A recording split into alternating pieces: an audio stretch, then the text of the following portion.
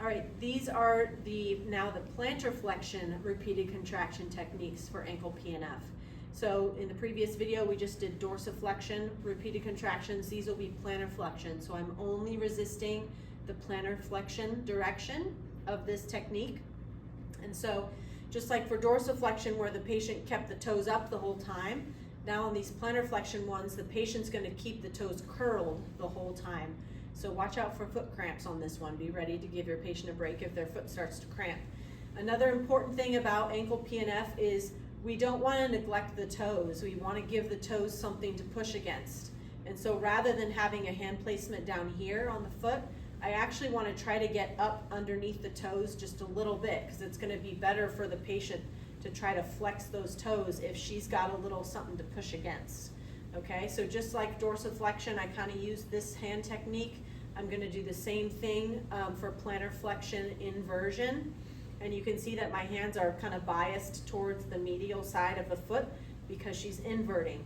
So I don't want to be out here. I actually want to be encouraging my patient to push down and in. Okay, so she's done this before, so I'm not going to start from the top as far as instruction. But the patient is going to curl the toes and bring the foot down into inversion, okay? And then actively bring it back up. Good. So she's keeping the toes down. So we're just kind of demonstrating right now. So see how she's keeping those toes down as she goes, okay? And now I'm going to start resisting the plantar flexion side of this technique, okay? So I'm going to switch my hands because I got them in there backwards, okay? So let's go toes down, foot down, and pull down and in. And keep your toes down, good. Pull. Toes down, foot down, good. Come up, foot down and in, down and in, down and in, good. Come up, up, and pull down and in. Bring yourself back up to the top as quick as you can and pull. Pull, pull, pull, pull, pull, and back up.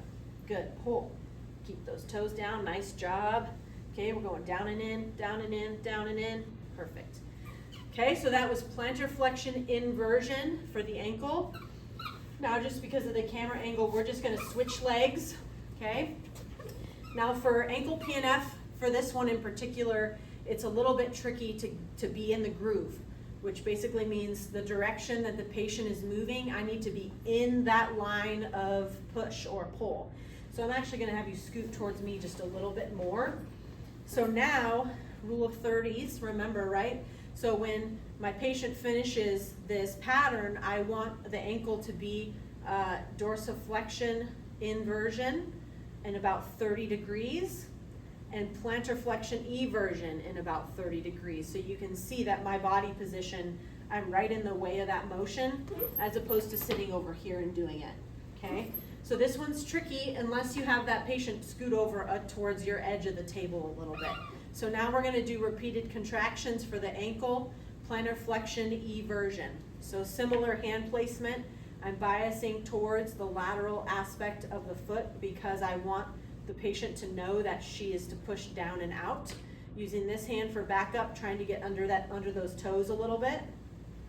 Okay, so curl your toes and push your foot down and out. And come back up. And push down and out. Push, push, push, push, push. Good, come back up.